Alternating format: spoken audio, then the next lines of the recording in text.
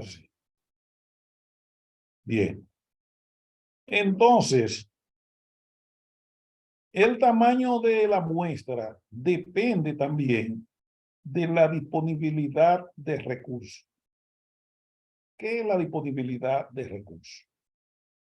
O ustedes no ven que cuando ustedes no tienen recursos, por ejemplo, en la mañana, ustedes no tienen cuarto, ustedes se tienen que conformar con un pan y un huevo, y con eso que te va a desayunar, porque los recursos son los que limitan todo.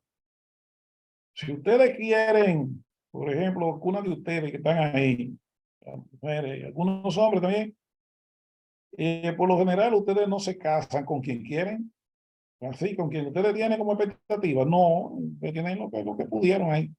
¿Y a qué se debe eso? Porque dependiendo de los recursos tuyos, es que tú te vas a conseguir una novia.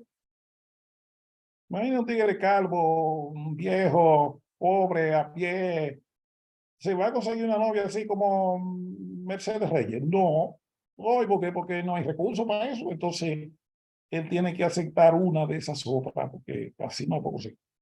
Pues así mismo el muestreo. Ah, tú no tienes recursos. Pues mira, la muestra que te podemos dar es chiquitica.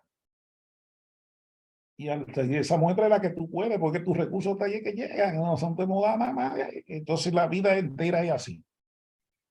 El que no tiene recursos, en este caso dinero, mala suerte. Usted tiene que comerse lo que aparece. Pero si usted tiene recursos, no, no, tráeme lo mejor que hay. Pues así mismo el muestreo. Usted va a diseñar una muestra, sí. Usted tiene recursos suficientes, sí. Pues mira, te hago una muestra tan sofisticada que te va a dar para tú analizar lo que sea, porque usted tiene recursos. Ahora, si no tiene, te voy a dar lo poco que pueda. Aquí hay una de las fórmulas que se usan para calcular el tamaño de la muestra, y aquí hay un pequeño ejemplo. Pero de eso, como le digo, esa fórmula la afecta el, ¿cómo se llama? Los recursos con que usted cuenta. Ahí tiene un ejercicio. Aquí está. Míralo ahí. Aquí están con diferentes errores de muestreo y diferentes niveles de confianza y diferentes. Bueno, los datos son los mismos. Lo que le cambiamos aquí fue, bueno, también sí, aquí le cambiamos la P, esa que está allá en la fórmula. Entonces usted busca eso. Ahora usted dice, ¿y cómo diantre yo consigo? Mírela aquí, este valor que representa la bendita Z, esta que está aquí. ¿Cómo consigo el error? Como le dije, el error se determina en discusión con el usuario. Porque si a medida que ese error se reduce, o sea, mientras yo quiero más precisión de mis resultados, la muestra se le dispara. Entonces, el error es un factor, un elemento que aumenta el tamaño de la muestra. Otro elemento que aumenta el tamaño de la muestra es la varianza. ¿Cómo se obtiene la varianza? Multiplicando en esta fórmula el valor de la P por el valor de 1 menos P, que es la Q. O sea, la Q se obtiene como 1 menos P. Es así que se calcula la varianza de un porcentaje o de una proporción. Se obtiene así, P por Q. Y la Q es 1 menos P. Mírenlo aquí como lo se le puso. Entonces hacemos esos ejercicios que están ahí abajo. Lo tienen en el documento. Hay que ver por qué no se ve. Eso se llama, es una muestra cuando la población es infinita. De eso que acabamos de ver. Cuando la población es infinita, o cuando yo desconozco su tamaño y cuando no tengo acceso a todos sus elementos. Por ejemplo, dijimos el agua del mar, ¿verdad? Usted no puede acceder a todo el agua del mar, pues eso es muy grande. Si a usted le dijeran que hiciera una encuesta en el barrio de Capotillo, primero tendría que contar toda la población de Capotillo. Eso es para saber el tamaño de la población. Pero también tengo que tener acceso a cada elemento. O sea que si no hay acceso, también puedo considerar que esa población se llama infinita. O sea que hay gente que cree que se llama infinita y que porque no tiene límite. Claro, que todo en la vida tiene un límite. Lo que pasa es que usted no tiene acceso a los límites. Entonces, por eso es que la llama infinita. Entonces, sigamos aquí. Si la población participa, y esta es la fórmula. Entonces, con esta fórmula se calcula, pero ojo con eso, el tamaño de la muestra usando ahora el tamaño de la población. Y mire que cambió un chin, pero no significativamente. Entonces, vamos a ver los elementos para entonces conseguirle la Z esa, porque esa Z depende del nivel de confianza. ¿Cómo yo la conseguí? Eso hay que explicarse. Elementos que participaron, la población, mírenla ahí. Esa es la población. La Z, mírela ahí. Esa es la Z.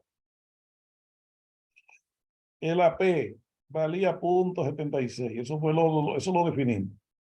Pero eso por lo general hay que estudiarlo también. ¿Cómo yo le establecí la P? Bueno, para eso se conoció que en la población general tal porcentaje de la población coincide o responde a mi objetivo.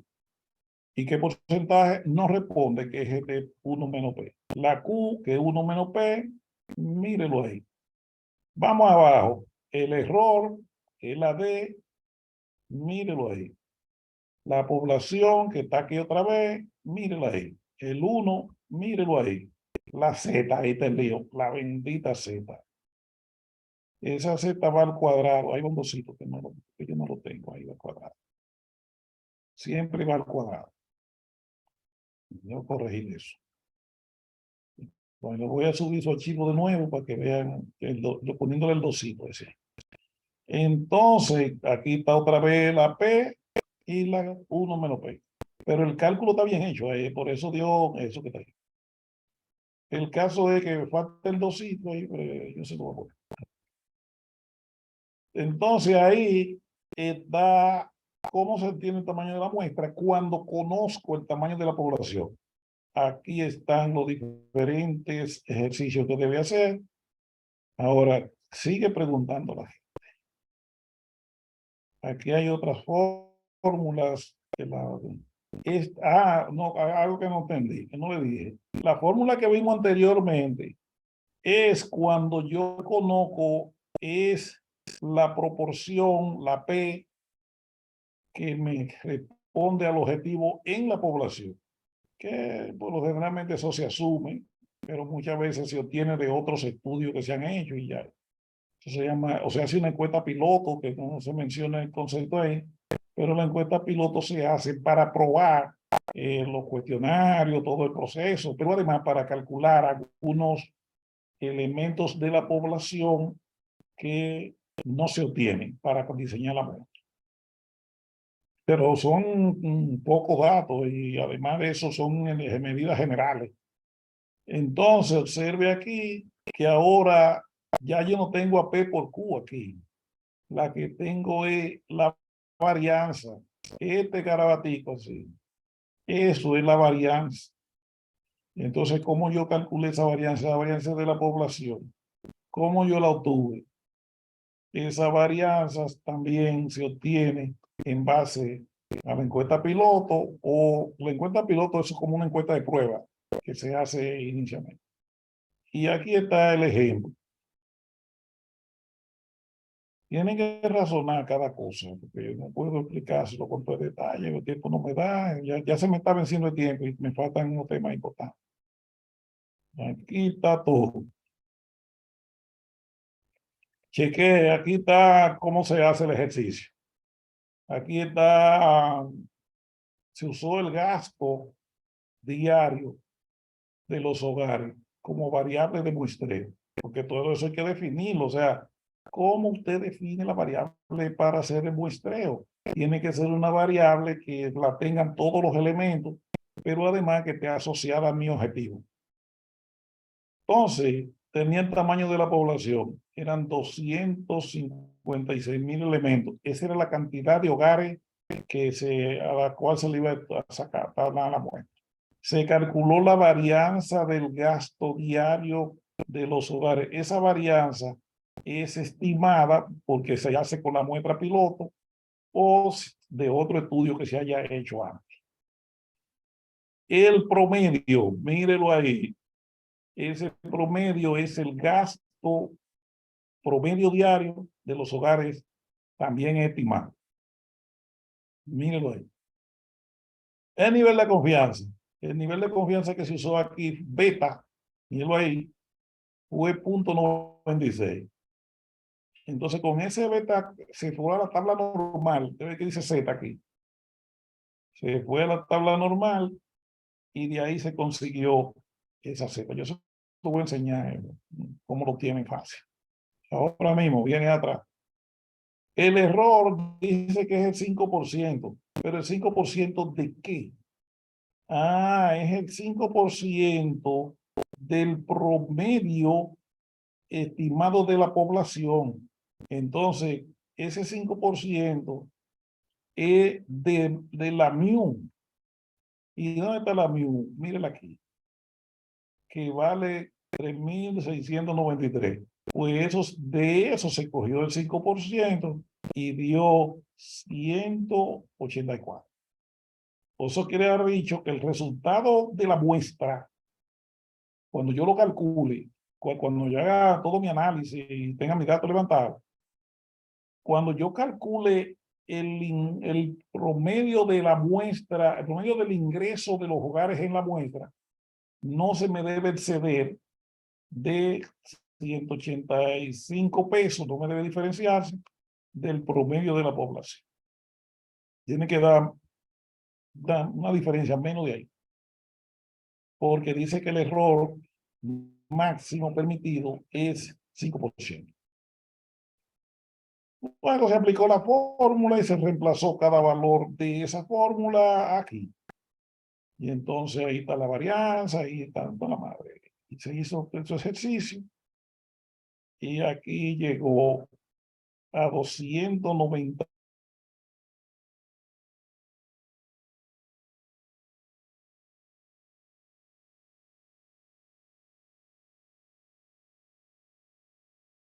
Creo, continua.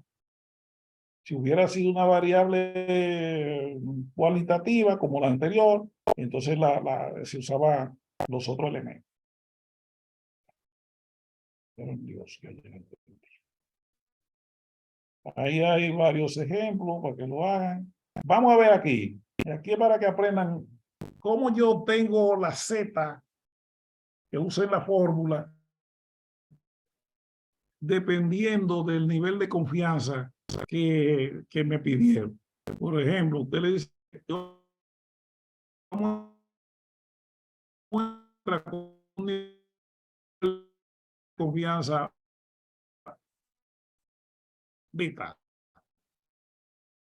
¿Cuál es la Z?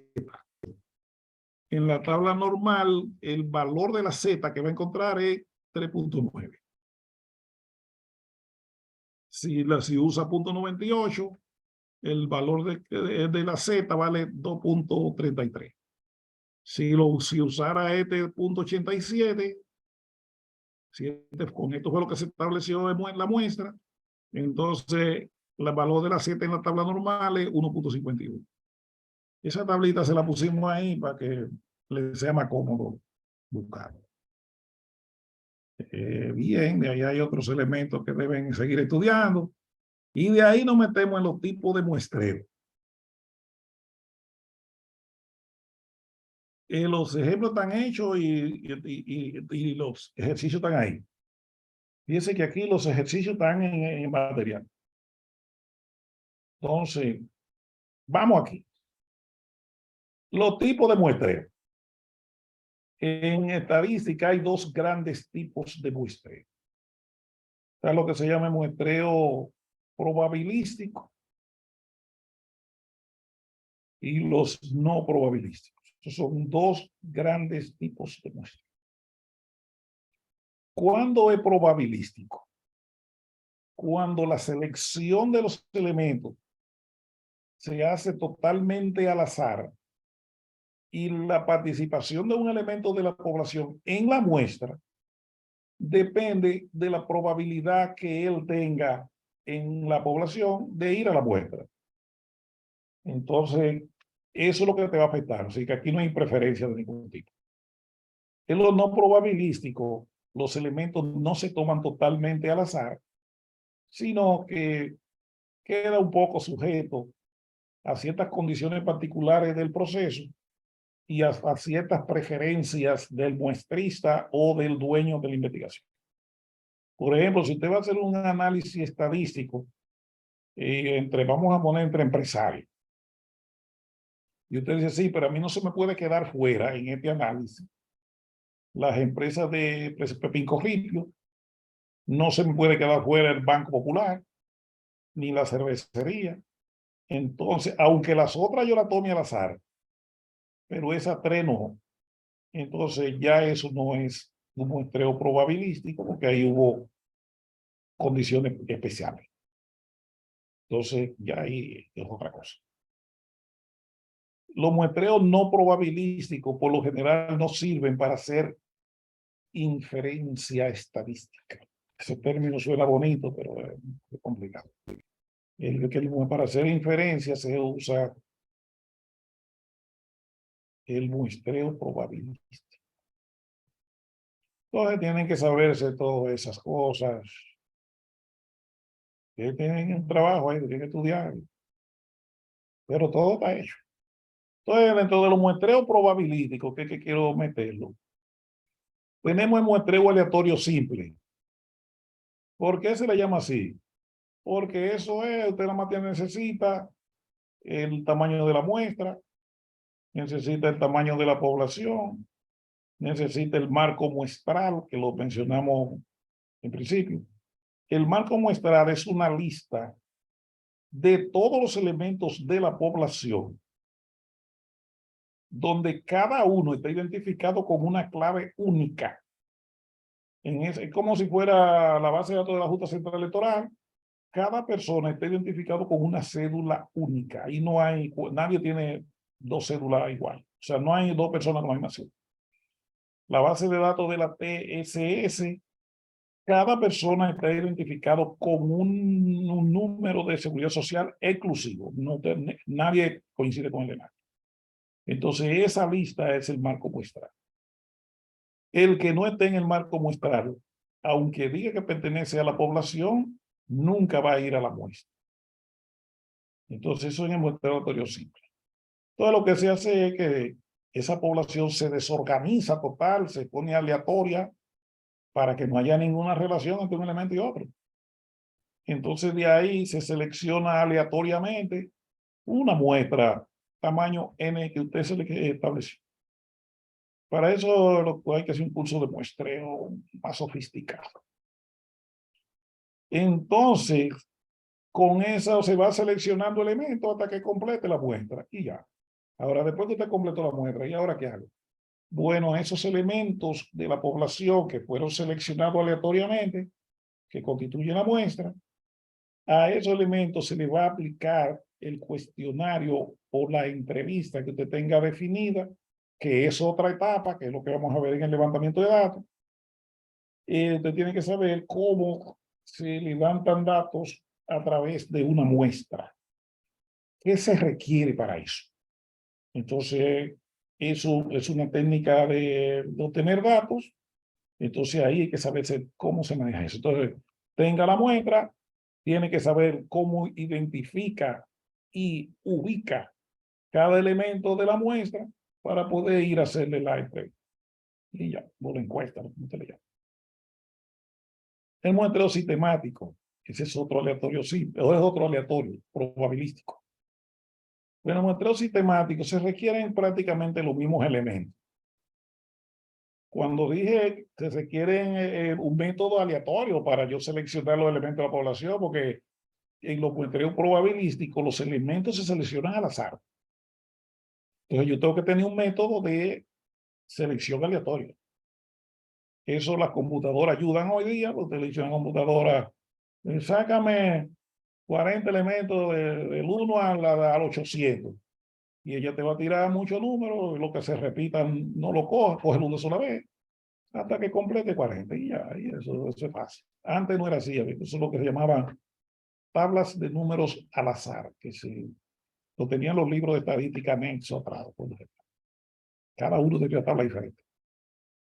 Entonces, el muestreo sistemático, ¿cómo se maneja eso?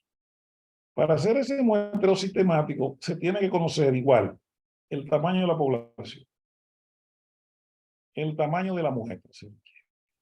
El marco muestral. Se requiere eso. Y se requiere también el proceso de aleatorización, o sea, cómo yo selecciono un número al azar. Tienen que establecer eso. Entonces se requiere calcular un valor que la gente le llama K, pero eso no tiene nombre, pero eso es lo que mide cuántos elementos de la población representa uno de la muestra. Eso es lo que hace la K. Y se calcula así, N mayúscula entre N minúscula. Entonces lo que se hace es, para seleccionar los elementos de la muestra, que se busca un número aleatorio entre el primero de la lista y el késimo. Es decir, que si la K vale, este resultado dio, por ejemplo, 140, que dividir, generalmente es un número alto. Dio el que sea, vamos a poner que dio 140. Entonces se va a buscar un número al azar entre 1 y 140. Hágase de cuenta que salió el 97. Ese número salió entre 1 y 140. Entonces, este es el número 97 en la lista. Ese salió. Pues ya yo tengo el primero de la muestra, el 1 de la muestra. Y este 97 es en la población. Entonces, lo que hacemos es que a este 97 le sumamos de nuevo el 240. 140 más 97 da un número que no me acuerdo. Entonces, ese número va aquí. Pongamos eso de 7 y 14 y 9 son 13, ¿verdad? Entonces aquí debe dar 100, 237. Eso es lo que debe dar. Entonces es el segundo de la muestra. Luego a este 237 se le suma de nuevo el 140 y va a dar 7, otro 7. Y ahora aquí va un 3. 147, sí, no, aquí un 2. No, tiene que ir otro número. Que hace como el 3. Que no, el 140 estoy sumando. Bueno, así sí, el 1 más el 2, 3. Este es el tercero de la muestra, pero él es el 377 en la población. Sigo haciendo ese mismo ejercicio hasta que complete la muestra y ya. O sea que ese es fácil.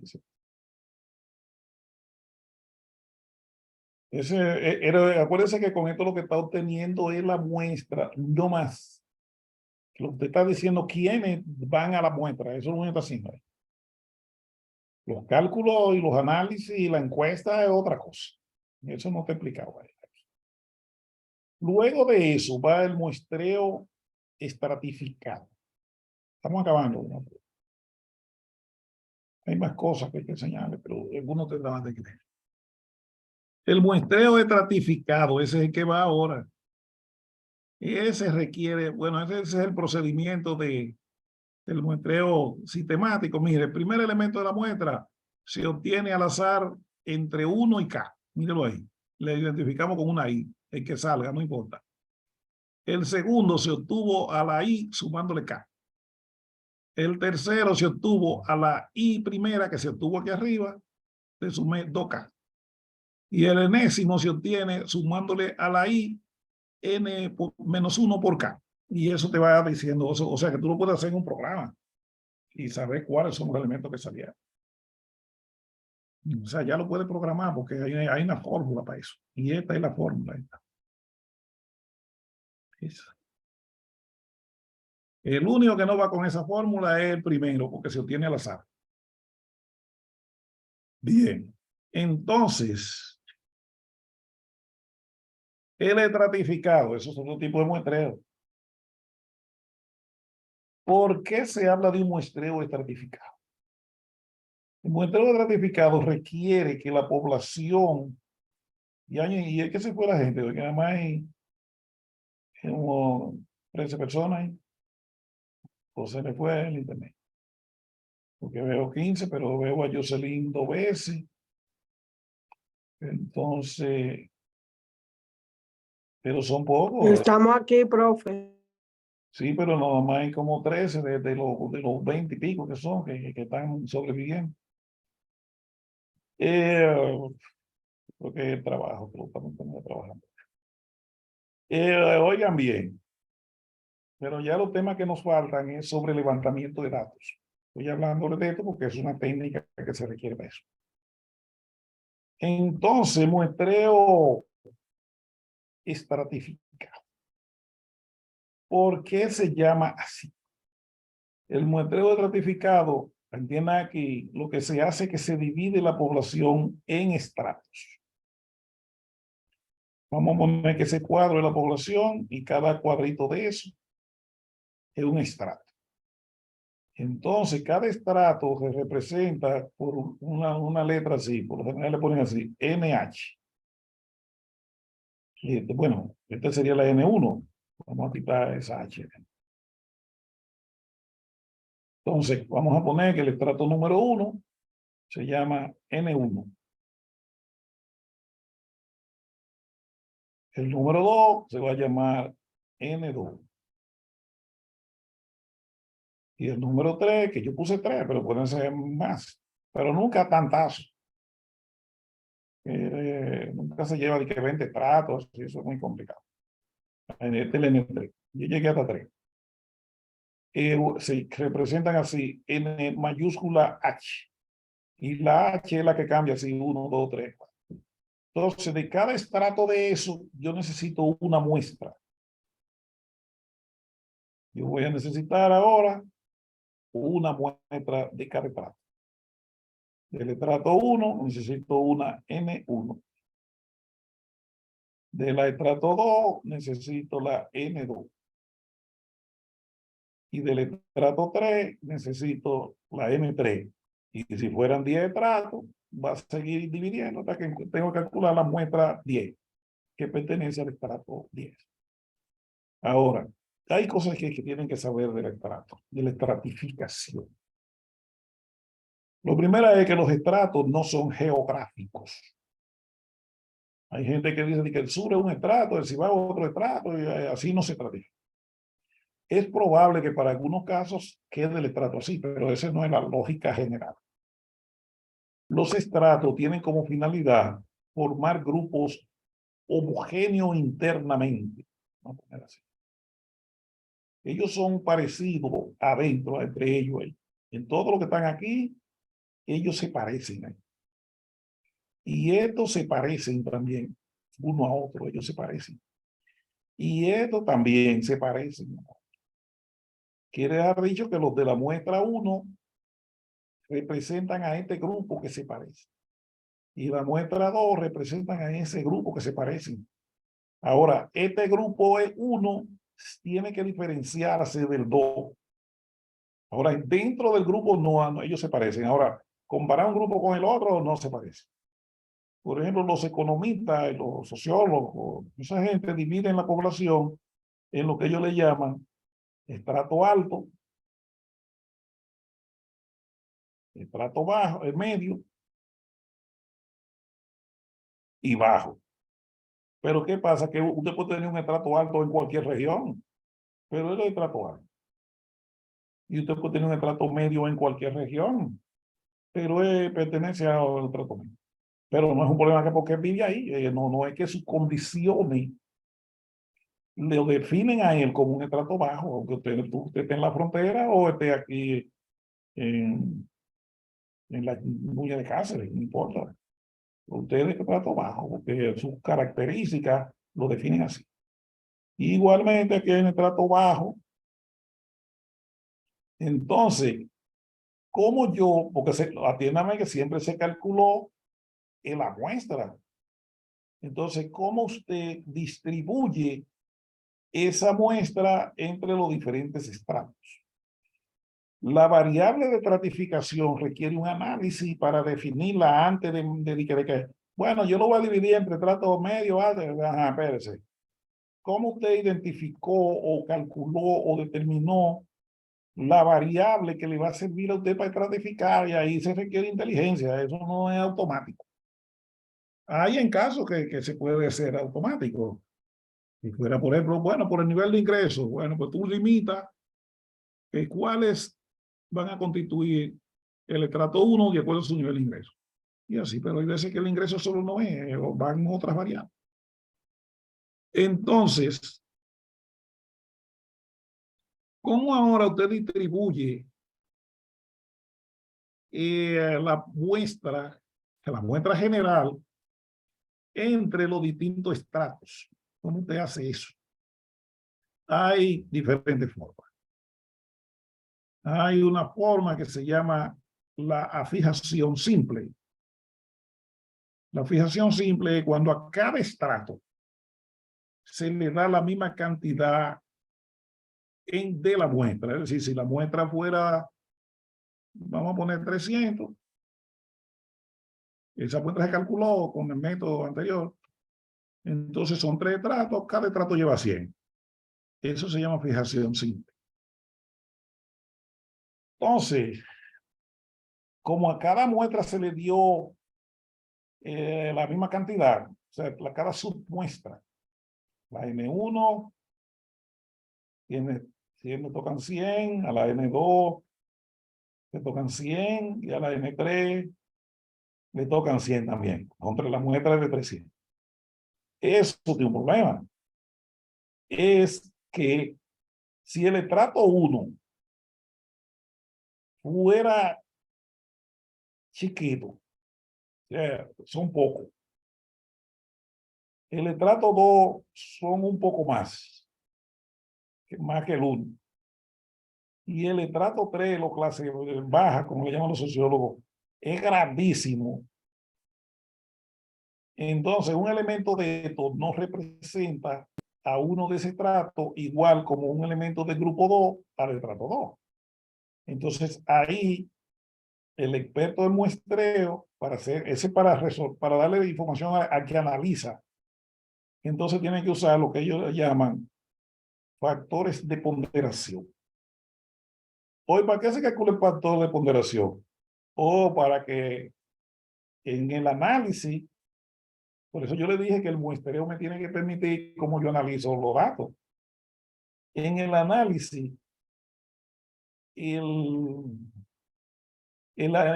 muestrista tiene que calcularle lo que se llaman los factores de expansión, de ponderación, otros le llaman de expansión, depende de cómo lo quiera, porque hay de expansión y hay de ponderación. Entonces, el de ponderación lo que te dice es cómo se distribuye la muestra entre los diferentes estratos, o mejor dicho, cuánto representa la muestra de cada estrato.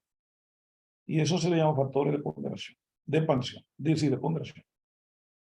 El de expansión no, expansión lo que dice es cuántos elementos de un estrato representa cada elemento de la muestra. O sea, cada elemento de la muestra, cuántos él representa de su estrato. Y eso se le llama factor de expansión. Pero ese hace las dos cosas, ese expande y pondera. El de ponderación es lo único que ajusta, pero no expande. Expandir es para que me dé la población. También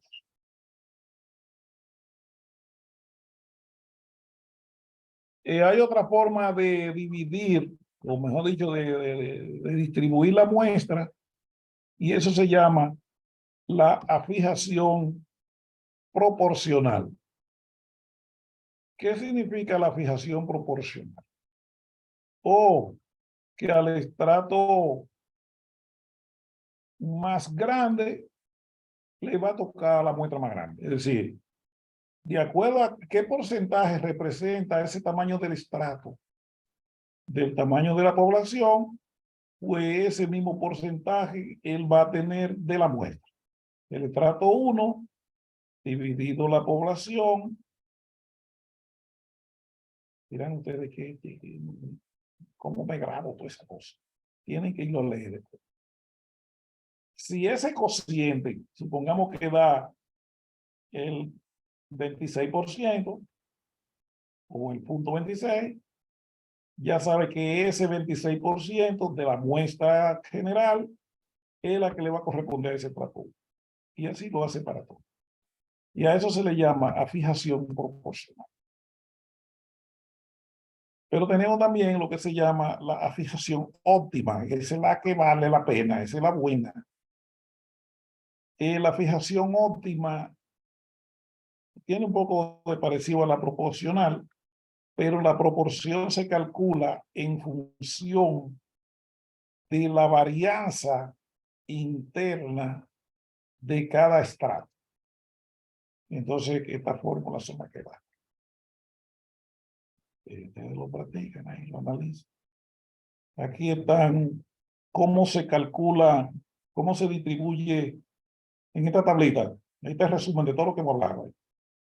Aquí está cómo se distribuye la población entre los diferentes estratos. L es el máximo número de estratos.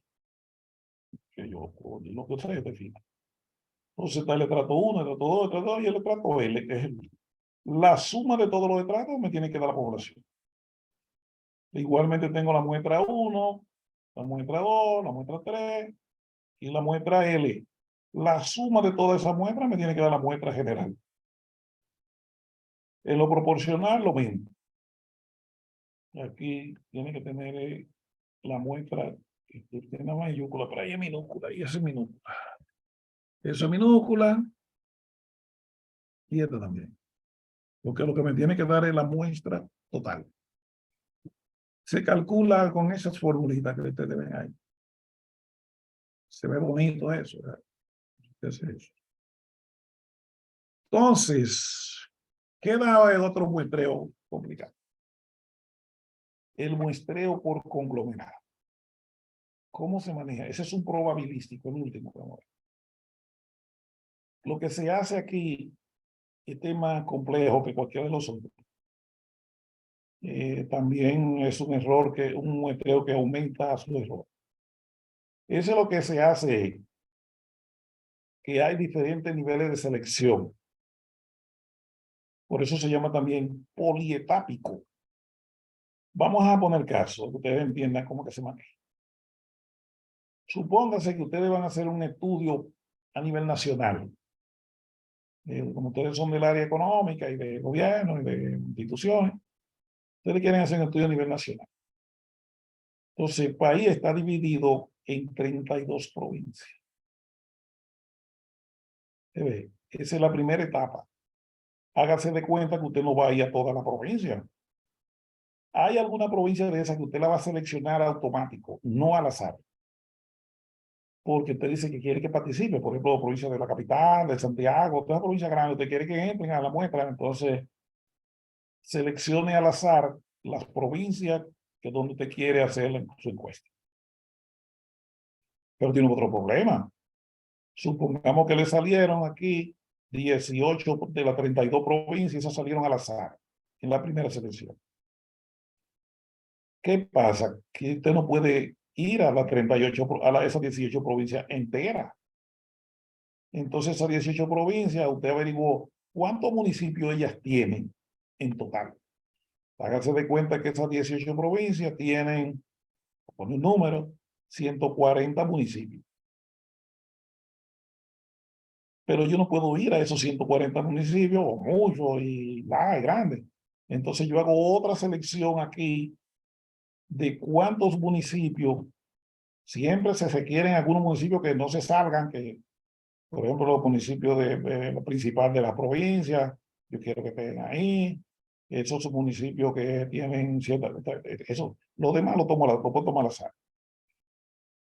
Entonces, de estos 140 se seleccionaron unos cuantos municipios, pero nada más quedaron al azar, vamos a poner 65. Entonces, esos 65 municipios tienen una división, es que ellos tienen una parte urbana, que ellos tienen aquí, y una parte rural.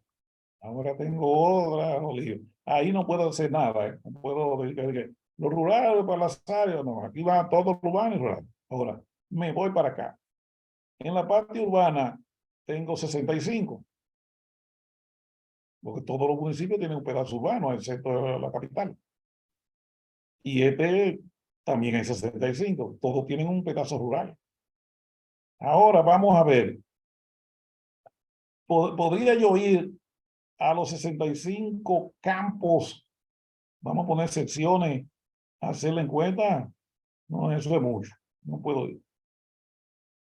Pues vamos a seleccionar al azar, vamos a poner 20 secciones. Eso es lo rural. Hay barrios también, pero no, en los pueblos no hay tanto barrio. Los barrios es en las capitales. En los pueblos es el pueblo. En la mayoría de pueblos pequeños es así. Pero están divididos en barrios. Entonces vamos a suponer que en la zona rural se seleccionaron 20 secciones de esos 65 municipios. Y de la capital, que también hay 65 municipios. Entonces, como no puedo ir a todos, hoy vamos a seleccionar, o también lo hice mal aquí, pero eso no es así. Aquí de estos 65 secciones, yo la tengo que dividir en parajes. Así es que las secciones se dividen en parajes. Entonces yo divido esas secciones en parajes y de esos parajes tomo aleatoriamente un número. ¿Cuántos parajes hay en esas 20 secciones? Supongamos que hayan 400 en esas 65 secciones.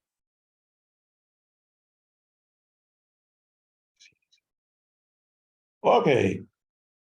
En esas, porque cada sección pertenece a un municipio o hay algunas repetidas ahí. En caso que son 65 secciones. Cada que tiene cada pues. Entonces, de eso yo la dividí en parajes. Aquí hay 400 y esto lo dividí en barrios. Y supongamos que hay 300 barrios. Entonces, de esos 300 barrios yo no puedo ir a todos, pues tengo que seleccionarlo al azar. ¿A cuántos barrios voy a ir ahí? Supongamos que de total quede 100, aquí quedaron 100 barrios. Y de estos 400 parajes, yo voy a ir, póngale a 120. Pongámoslo por eso. Pero yo no puedo ir a toda la casa, a todos los barrios, porque imagínense que me saque el barrio Capotillo, eso es muy grande.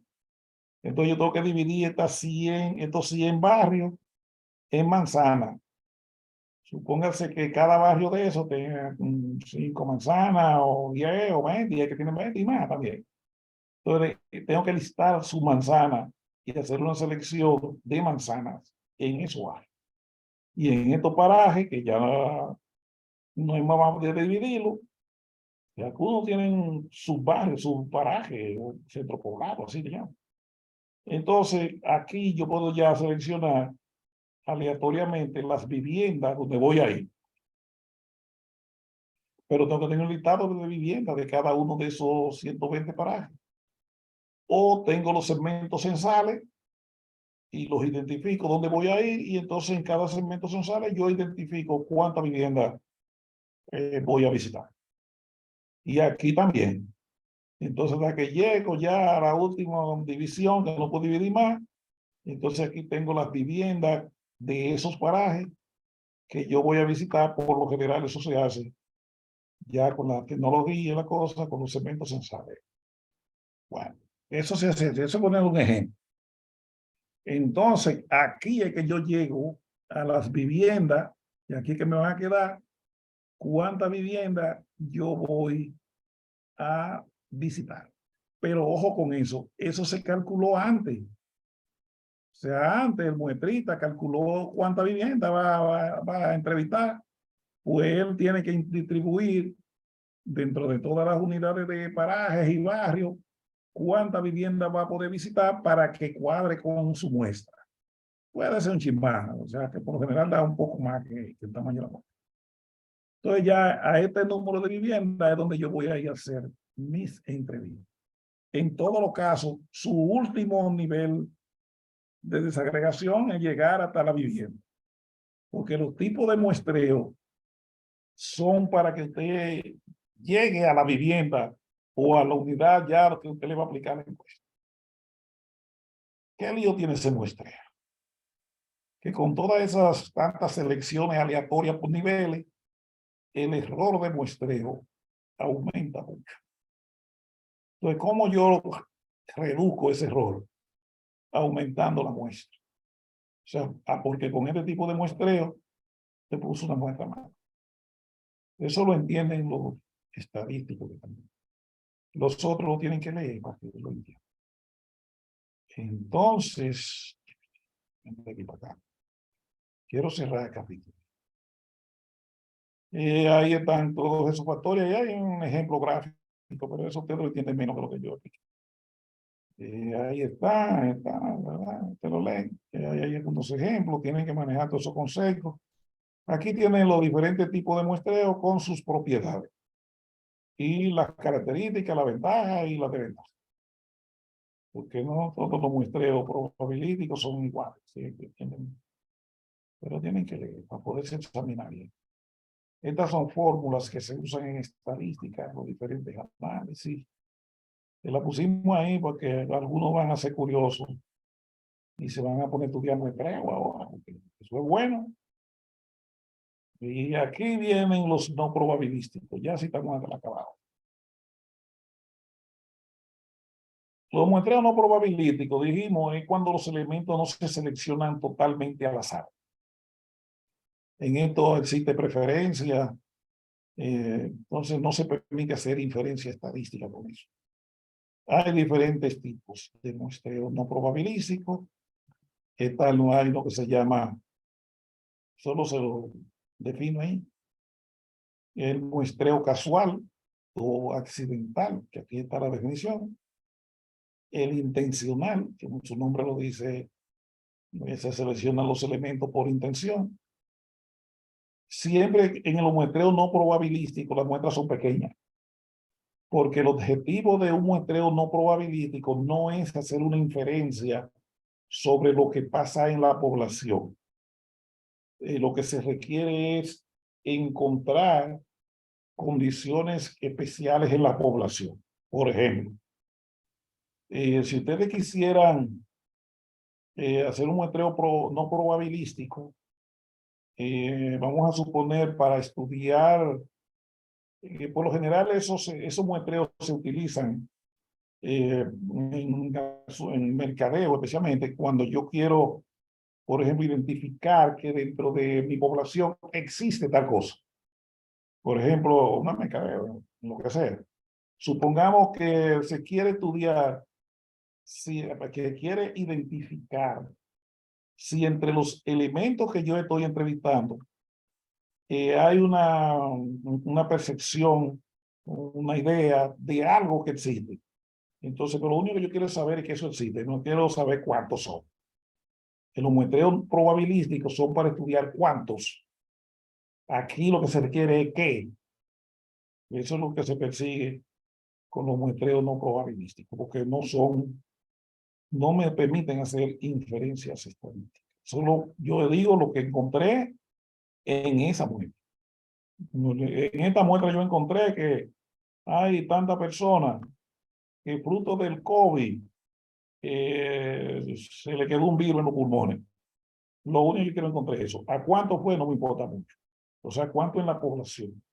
Entonces lo que quiero saber es que eso pasó, que el COVID dejó cierta secuela a las personas, pero yo solo puedo decir eso. No puedo hablar de que en la población ese número oscila entre tanto y tanto, no, porque esa muestra no necesariamente es representativa de la población.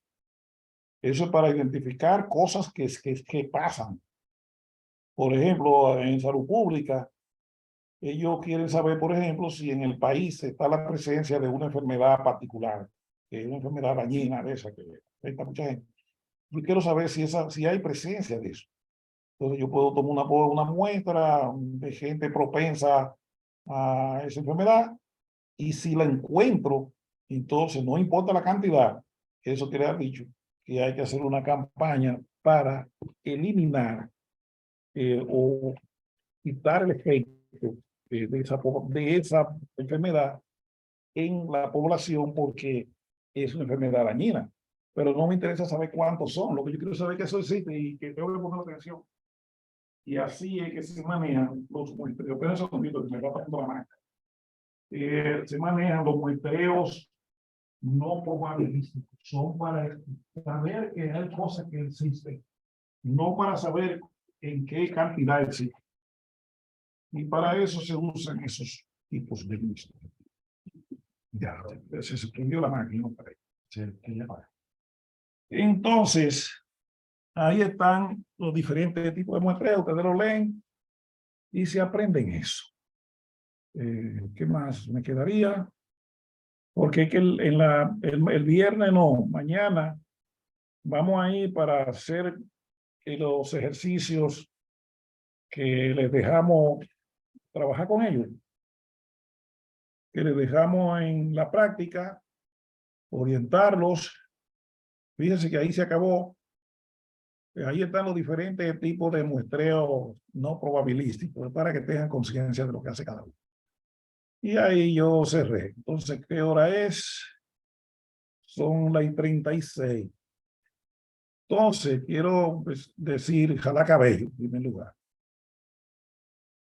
Voy a quitar la grabación. Sí, ya eso lo habilitemos el tema 3. Voy a quitar la grabación porque ya cerré la clase. En vez de llegar hasta ahí, hablarles del muestreo y esas cosas. El lío que tengan conciencia de eso, porque en los trabajos de ustedes, de alguna manera, ustedes tienen que hacer estudios por muestreo, porque no pueden hacer un censo para eso. Entonces, nuestra próxima clase, a partir de la otra semana, vamos a hablar sobre lo que es el levantamiento de datos. Cómo se genera o se hace un levantamiento de datos interno. Interno es en su empresa. Si ustedes tuvieran que hacer un levantamiento de datos, me imagino que ustedes lo hacen porque muchos de ustedes trabajan en estadística. Entonces se supone que ustedes para hacer su trabajo levantan datos. ¿Cómo se hace eso? Si tuvieran que hacer una encuesta, ¿cómo se levantan datos a través de una encuesta? Por eso lo hablamos un poquito hoy de muestreo, porque las encuestas se llaman encuestas por muestreo. Si fuera en un censo, ¿cómo se levantan datos a través de un censo? Entonces tenemos que dar los pasos o lineamientos básicos de cómo se hace un censo, cómo se hace un registro administrativo, cómo se diseña una encuesta, todos los elementos que debe tomar en cuenta en cada uno. Y de eso es que nos quedan las últimas 2 semanas, que es para cerrar el curso, porque hoy estamos a 15, y le ha dicho que nos quedan cerca de 2 semanas para acá. Pero quiero que ustedes me ayuden. Voy a cerrar la grabación ya. Voy a cerrar la grabación. Porque